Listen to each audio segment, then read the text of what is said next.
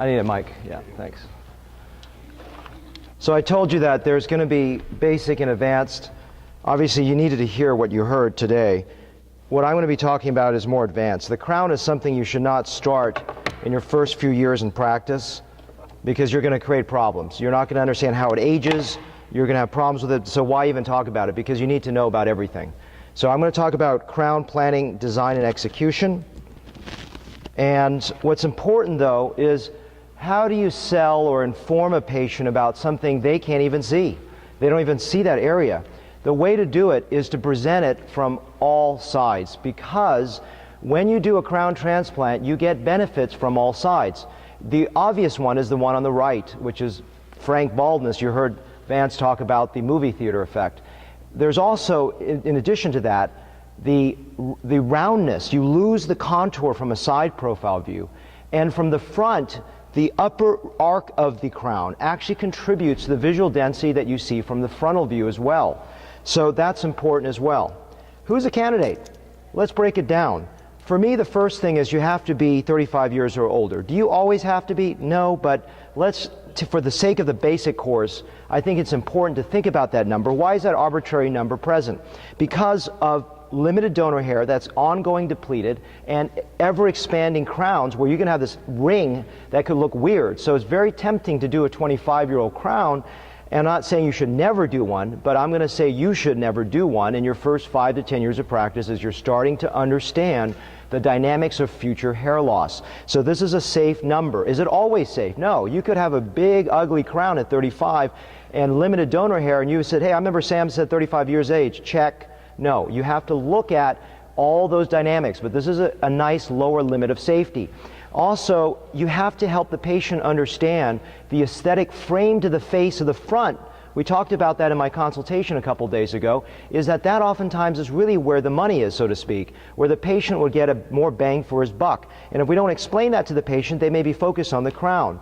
In addition to that, you want relatively stabilized hairs. If this area is continuing to rapidly expand, and you look at that, and you may want to watch it a couple years, and therefore, during that time, you get a relationship with the patient, you see the dynamic change of that crown, and you feel more comfortable. And as I said earlier, you have to look at donor to baldness ratio. If you've got a really depleted, big bald area in the back, and you've got very, very poor donor hair, you're probably not going to want to do it. And I think the other thing, as I said, is hair loss is progressive, so the patient's really got to understand that they may need more procedures down the road, and you have to express that limitation to them on the front end. I always say the difference between an education and an excuse is an education is told to the patient before and excuses after. Now this is just a little academic slide to show you the different patterns that are out there. You don't have to really, this is good for probably the boards, but this is what exists out there with a greater diffusion pattern in females and a greater sort of a clockwise type of pattern in most men. But you can see there's also double whorls of different natures. The shape and design on the back side is also important because these are the natural patterns, and the one that I want you to focus on is the one on the far right, the cornet pattern, because sometimes, unless you wet the hair, you heard Vance talk about, you may miss that little bald area on the bottom. And what's the problem with that? One, you didn't transplant it and it could be exposed very soon, or you may harvest into that area and then you have a problem with non-permanent donor hair, so you lose the transplanted hairs and you have an exposed scar. So those are things that you really want to look for. This is a key slide, and I like, I don't know if it was it Beener who came up with this idea? But the billboard effect is, I always talk to patients about this, so I'm only giving you practical ideas. The billboard effect is the idea that, remember that box I showed you a couple days ago? The crown or vertex is on the vertical plane. So when you're on the vertical plane, you see naked bald scalp directly head on. On the top of your head, you see it from an angle, so you don't see bald scalp as well. So when you're seeing it straight on, it's much harder to camouflage that. Plus, sometimes the graft growth rate in the crown is a little less, which you have to express to the patient. And think about soldiers in an army all lined up in rows. You can't see through them as well. That would be the front. But these soldiers here are all lining in a circle, and so you don't get this much coverage because they're all lying everywhere. So that's something important. First, we're going to talk about planning the donor area. Remember what I said, that if you have a a coronet, you got to look for that and go a little bit lower than that. So we plan the donor area, and remember, always plan for a thinner strip just so that you don't deal with tension. Always look for that degree of tension there. So when we have the initial plan, we make the circle of where we want to go, but remember, if we don't wet the hair or consider that area of miniaturization, you may have an exposed result in a very short time. Or if the patient goes swimming, they may see a halo effect.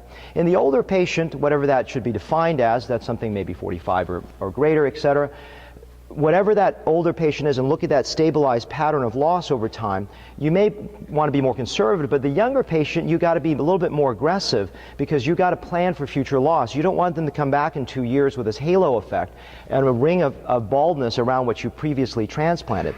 Do females lose hair in the crown? Yes, not as often, but usually what I see is in the female that's losing hair, what I call a dumbbell design, which is the fact that they have a little smaller area here and then it goes to a wider area in the front. So this is something that I just noticed. So it's sort of that Christmas tree pattern that Elise Olson talks about with a little bit of a spot of a crown area as well. Let's talk a little bit of anatomy.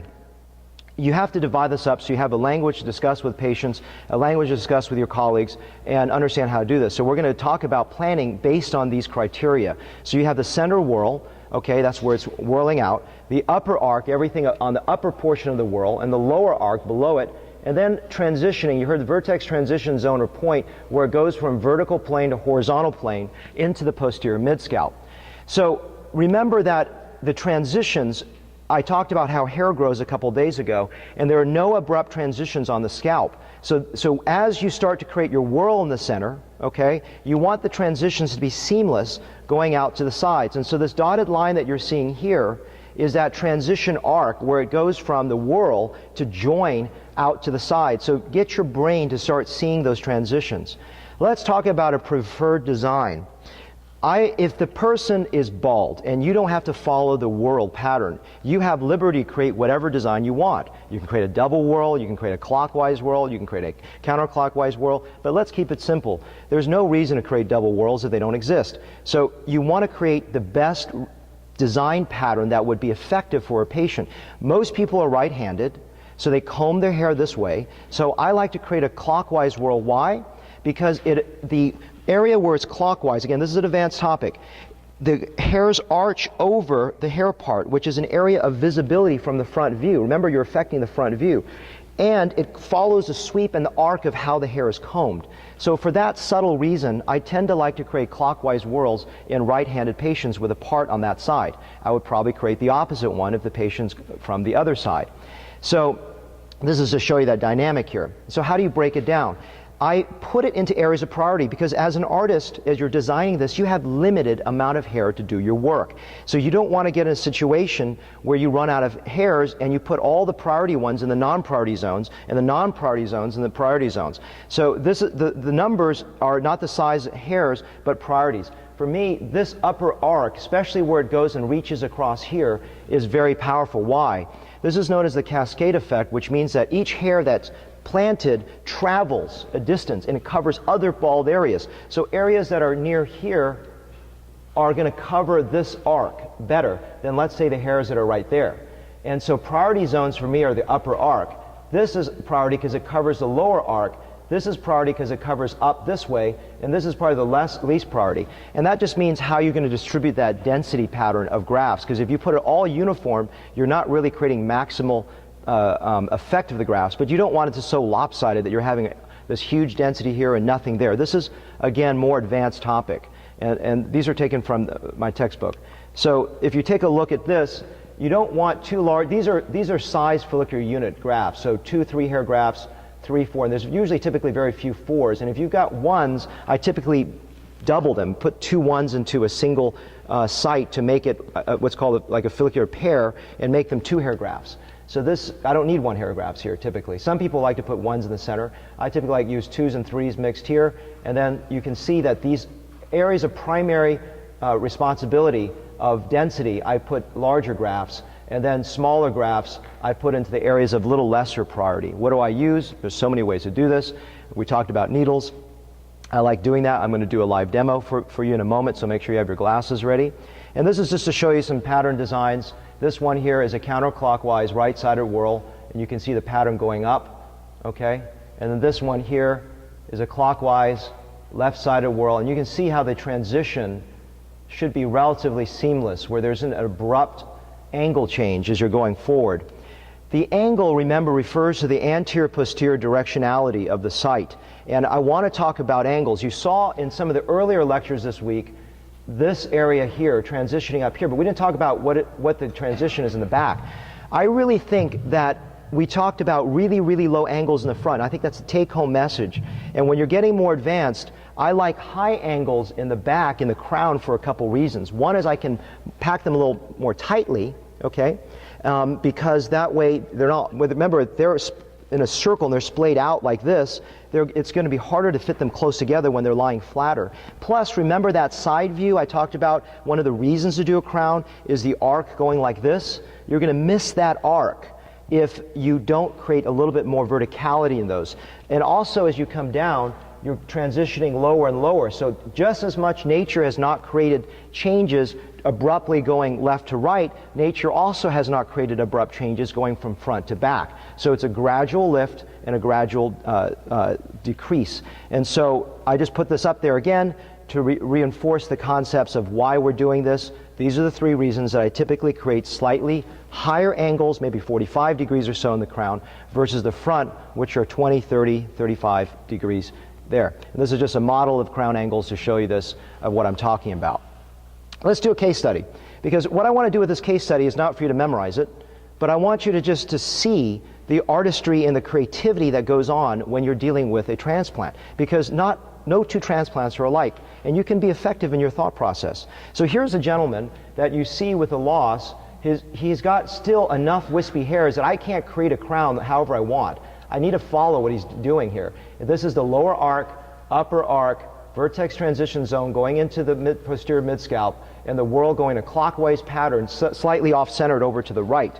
So I first create sites here in the center. Now, what are these sites? These are stronger hair grafts, 3 hair grafts, and I put them off-center to the left because what you're seeing is that these will cover more distance. If I put a lot more over on this side, they're not doing very much. These are doing a lot of good to try to cover and sweep across and cover even this baldness. So this graft here is creating double the effect of the graft here, because this one's only covering this distance during that travel. I hope that's clear.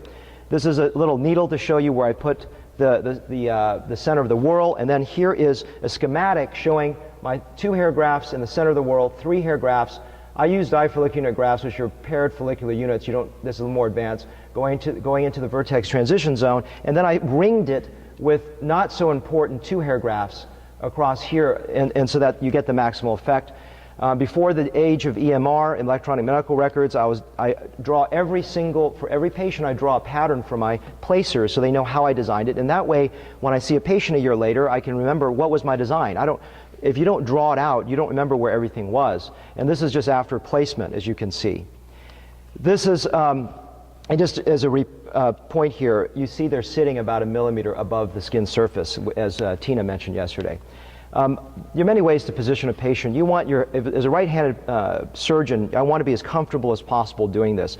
And so what you're seeing here is if the patient is doing a hairline and mid-scalp, remember, lying them flat for me allows me to create a very low angle without torquing my wrist so I can stay low. When I'm doing the upper crown portion, I like to be standing.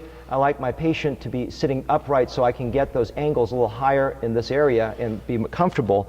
And when I'm doing the lower crown and I'm doing a clockwise whirl, to get the angulation more easily for my hand, I turn them this way. And for the lower crown going the opposite direction, I turn them this way so I don't have to torque my body too much. How do I plan sessions? What I typically tell my patients is I like to do front first for the reasons I've enumerated, creating a nice aesthetic frame. Then I like to do the crown if there's enough grafts, and then touch up the front with a few areas if it didn't quite survive in one area or the other. And then if I need a third session, I like to go back and address everything. Why is that? Because if I do 2 sessions in the front, and sometimes they just need it. I mean, some people, they just didn't get enough effect on the first round. But if they got a decent effect on the first round, they really want their crown done, I'll do the crown the second time, because if I do 2 in the front and then I do the crown, I go, oh my God, I still need more work. I may have to do 2 in the crown.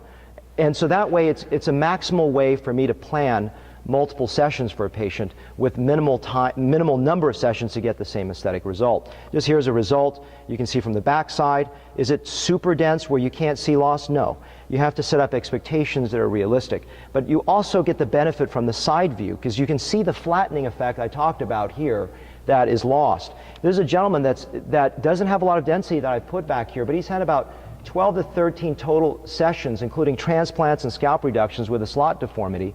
And this is one session at least to cover up that deformity. It's maybe not an incredible result, but it's good enough that he doesn't look deformed and he's got some coverage in the back. You also